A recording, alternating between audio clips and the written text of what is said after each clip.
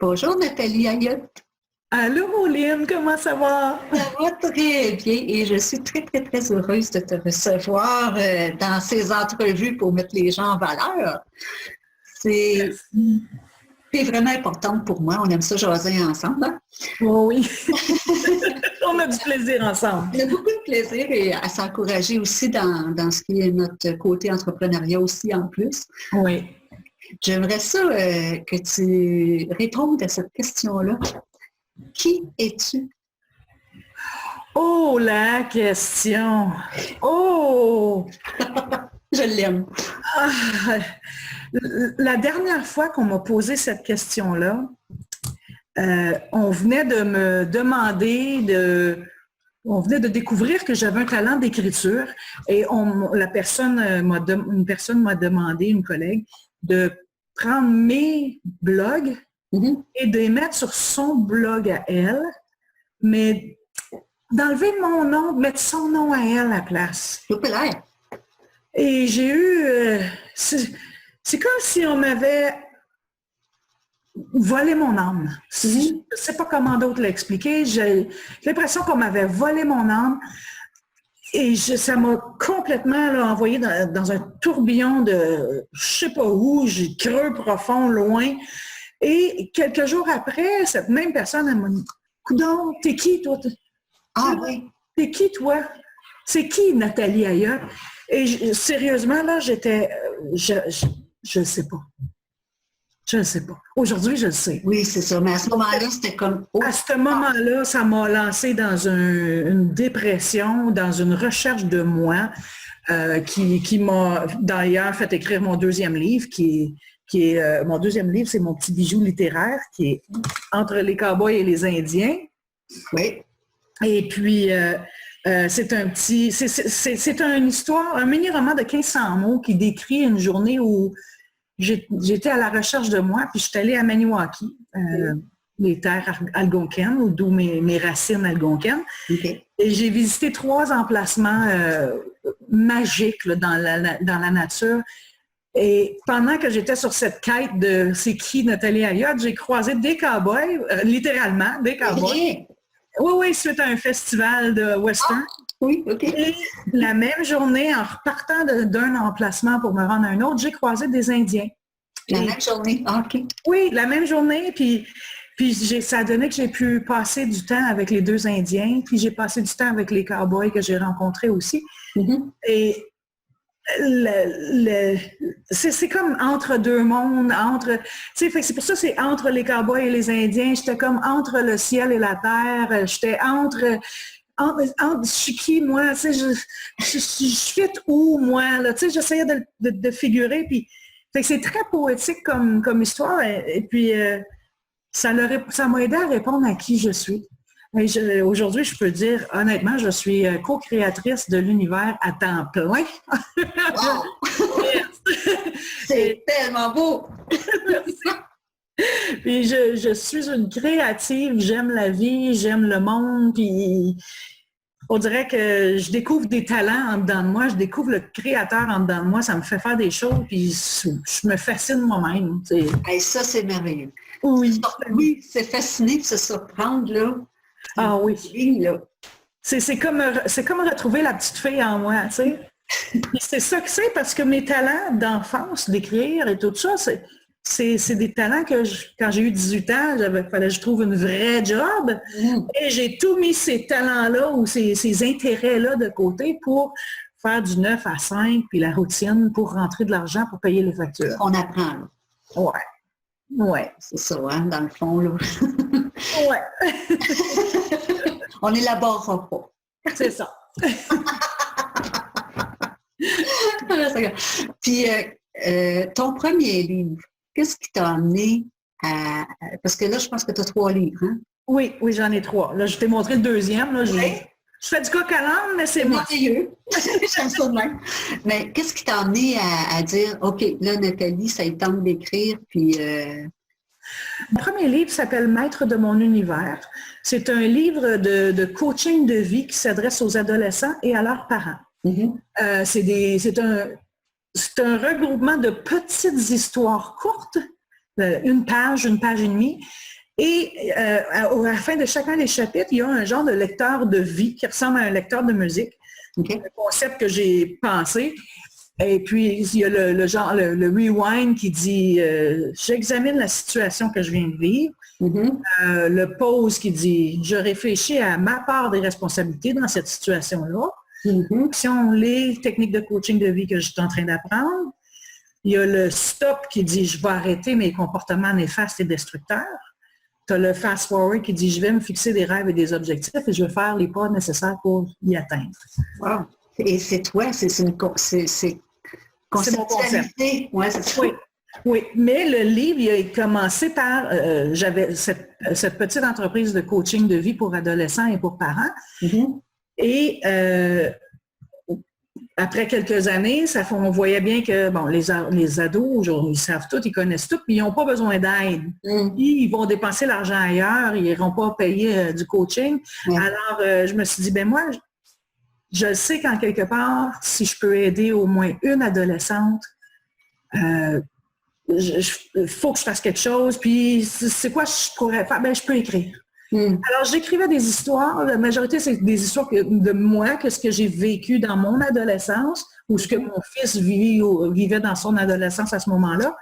Et je donnais une approche unique, une façon de voir la situation différemment. Et je pense que j'avais écrit à ce moment-là 80 entrées de blog à peu près.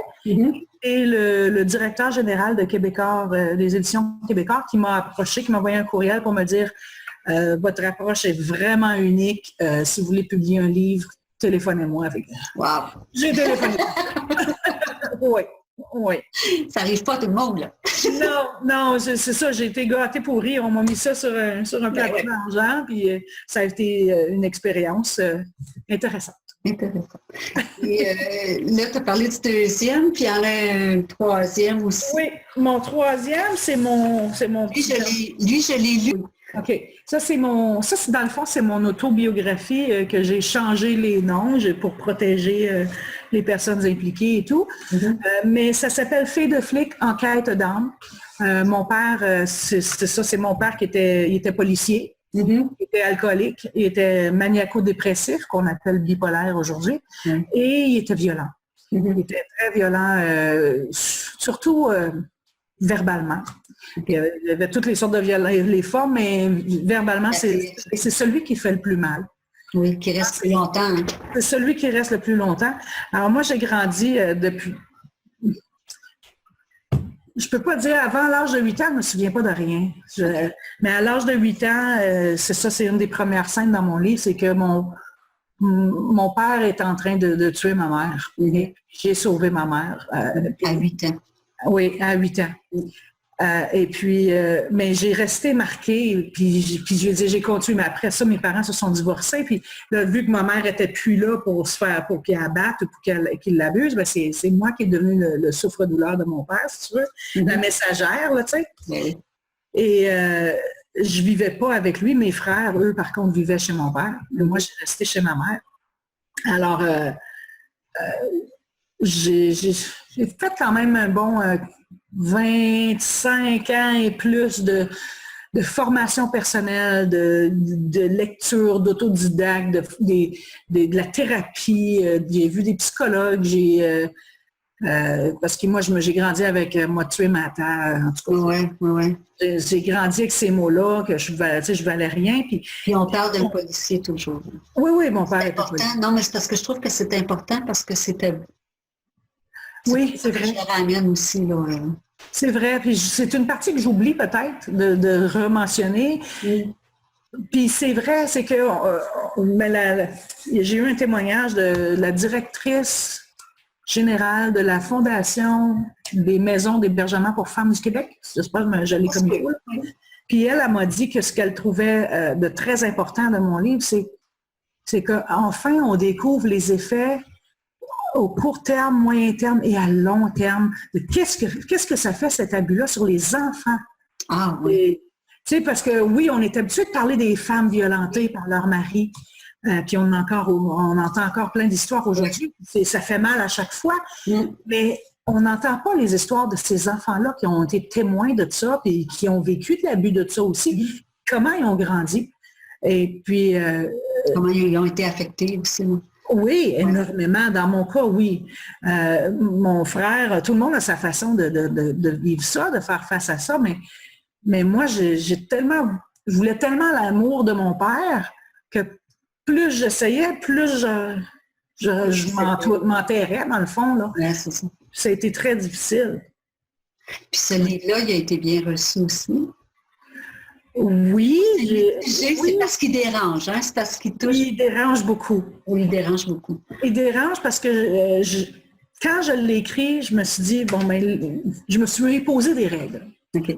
Je me suis dit, il faut que ce soit écrit de façon authentique. Mm-hmm. Il faut que ce soit absolument vulnérable. Mm-hmm. Je me mets à nu devant tout le monde, puis je l'ai fait.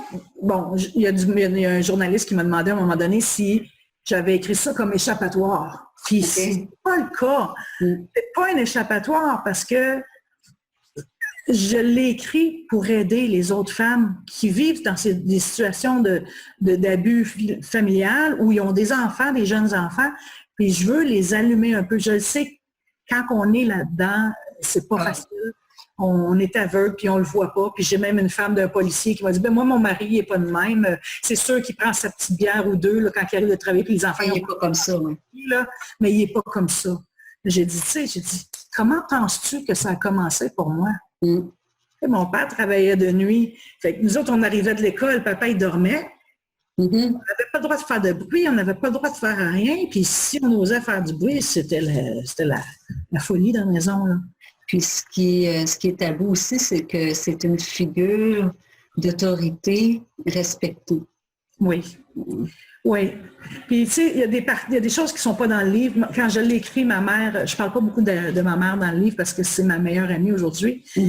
Mais ma mère, elle ne savait pas de quoi j'écrivais. Elle l'a su après que ça a été imprimé.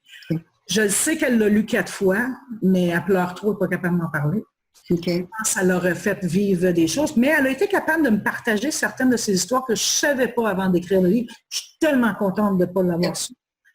Elle m'a conté une fois où mon père était arrivé tard la nuit, des odeurs d'une autre femme ou quelque chose, et il a commencé à abuser ma mère, puis il a mis le trente sur la table. Puis il a menacé de la tuer puis de nous tuer encore. C'était régulier, ça. Mais tout ça pour dire que ma mère, elle ne pouvait pas appeler la police. Non. Tu sais, salut Paul, Gilles, tu sais, ou Paul ou Marc. Tu sais. À qui ils peuvent se confier, à qui ils peuvent faire confiance après. Hein? Elle ne pouvait pas parler, elle ne pouvait pas faire confiance à ses chums. Là. C'est pas ses chums qui vont venir la sauver. Là. As-tu trouvé la solution à ça? À qui ces femmes-là peuvent en parler? Bien, ma mère m'en a dit une solution. Mon père, lui, il travaillait pour la Sûreté du Québec.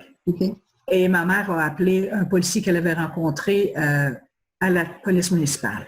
Encore policiers qui peuvent avoir l'aide. Exactement. C'est une façon. C'est tellement difficile parce que ils se tiennent tous encore aujourd'hui. Là, les jeunes policiers, j'ai remarqué qu'ils sont plus ouverts, ils sont beaucoup plus sensibles, ils se font écœurer pas mal par les plus vieux. Là, ils ont probablement plus de formation aussi. Oui, mais tu sais, on entend je ne sais pas si vous avez entendu parler, mais il y a des jeunes policiers qui se suicident. Oui, il y a des jeunes policiers qui se suicident, mais moi, j'ai l'impression qu'ils ne sont pas capables d'endurer. Parce que dans le temps de mon père, là, les critères pour être police, j'en ris, là, mais il ne fallait pas porter de lunettes, il fallait être gros. Costaud. Costaud, il fallait... courir vite. Non? Non, attends. Il fallait être costaud, pas porter de lunettes. C'est à peu près ça, là. C'est ça, les critères, là, dans le temps. Il fallait être baveux. Ah, mon Dieu, OK. Oui. Et tu sais, les jeunes, aujourd'hui, ils sont plus informés, ils sont plus au courant, ils ont une conscience collective que des policiers dans le temps de mon père n'avaient pas. Mhm. Ça fait que ça a des avantages, puis ça a des désavantages aussi pour les jeunes policiers. Là. Je généralise pas quand je dis pas que c'est toutes les polices, Non, non, non. mais je sais que c'est une réalité à quelque part quand même, que ça peut exister. C'est juste pour dire que c'est pas parce que c'est un policier qu'il n'est pas violent. Exactement. Puis même que la directrice générale des maisons de femmes violentées me disait que les métiers où les hommes sont en position de pouvoir, c'est les métiers où il y a le plus de femmes violentées. Oh. Parce qu'ils s'en prennent. Avec les militaires, les policiers, les pompiers, les docteurs, c'est tous des métiers où il y a plus de femmes violentées. Ah oui. Et moi, ce qui m'avait surpris, c'est que j'avais appelé l'agent de liaison des communications pour la Sûreté du Québec. Mm-hmm. J'aurais aimé, je l'ai appelé pour l'inviter, lui et le corps policier, à venir à mon lancement de livre. Ah oui. Et tout de suite, quand je lui ai dit là, le titre de mon livre puis de quoi je parlais, là, il m'a tout de suite dit « Oh, nous autres, on garde bonne chance, là, mais nous autres, on ne s'occupe pas de ça. » Oh! Oui. On a été accueilli comme ça, l'invitation. Oui, oui. Mais quand que j'ai rappelé, je me souviens pas pourquoi j'ai rappelé, j'avais une autre question. Mon appel a été transféré, c'était fermé dans ma ville, donc ça avait été transféré dans une autre ville, dans un autre département de communication, et c'est une dame qui m'a répondu, une femme policière. Et puis, je lui ai raconté pourquoi j'appelais, et elle dit, elle dit, Madame Ayotte, si vous saviez combien on a besoin de ça, ce livre-là. Elle dit, j'ai des amis de femmes policières qui travaillent avec moi, qui rentrent travailler, puis ils sont pleines de bleu. Ils sortent avec des policiers, ils sortent avec des collègues et ils viennent travailler, ils sont marqués, sont pleines de bleu. Elle dit, elle dit, ce que vous faites là, elle dit, je vous trouve très brave. Elle dit, je vous encourage, puis je vais en acheter plein de copies de votre livre, je vais les donner à tout le monde que je connais. Elle dit, c'est un message important que vous avez à dire là. Et que c'est tellement pour ça que je voulais que tu en parles. Oui, oui. Mais tu sais, il y a la femme du policier qui a lu mon livre, elle m'a dit, t'en parles même pas des polices. Non, c'est mon histoire. C'est les effets de. Ouais. Et tu sais, toute ma vie, je me suis battue avec des idées suicidaires. Parce que depuis que je suis toute petite, je me fais dire, tu mérites pas de vivre, m'a tué ma terre. Tu n'avais pas ta place. Hein? Non, je ne l'avais pas. Mais je sais que la personnalité que j'ai, la personne que je suis, c'est en dedans de moi, là, j'ai la joie de vivre. Puis on me dit depuis que les gens qui ont lu mon livre me disent que je suis très résiliente. Mais c'est comme si toute ma vie, je m'étais battue contre le besoin. Tu sais, comme j'avais besoin de. Comment je pourrais dire? De prouver que tu avais une place. C'est dur de vivre quand tu te fais dire que tu ne mérites pas de vivre. Fait que tu te bats contre la vie. Dans le fond, il n'y avait pas de bataille. Tu avais ta place. Oui, mais je ne le savais pas. Non, mais c'est ça, mais tu te battais pour dire, hey, je l'ai, ma place, je la prends, puis je vais la prendre à un moment donné certain, puis... Exactement. C'est ça. Mais j'aime dire aux gens, oui, c'est Fille de flic, il est dur à lire. Il est très dur à lire, puis vous risquez, partez pas votre souper avant de le lire, vous allez brûler votre souper. Vous n'hésitez pas avant de coucher parce que vous ne dormirez pas. Mais je meurs pas à la fin. Non, t'es là! Caroline, tu dis punch! Je t'adore. Nathalie, pour conclure, si on veut te rejoindre, soit pour t'inviter en conférence, en atelier, parce que tu donnes aussi des ateliers d'écriture, c'est où qu'on peut te rejoindre? J'ai un site Internet. Vous pouvez faire natalieayotte.com. Vous allez être redirigé à centreinspiration.com, qui est 100 inspiration avec un s.com. Et j'ai aussi une entreprise où j'organise des événements qui s'appelle Oh My God Events. Oui, d'où c'est trop récent. C'est récent, ça fait seulement 2 mois et demi, puis on a réalisé notre premier événement, ma collègue et moi, le 17 octobre dernier, en collaboration avec Deepak Chopra. Alors, de loin, quand même. Ouais, je sais. C'est ceux qui organisent la venue de Deepak Chopra. Et puis, c'est ohmygodevents.com, tout écrit au long. Et pour promouvoir ce côté d'entreprise-là et mon côté d'auteur parce que là, je suis en train de traduire Fille de flic en anglais. Je l'ai traduit, je suis en train de le réviser. Okay.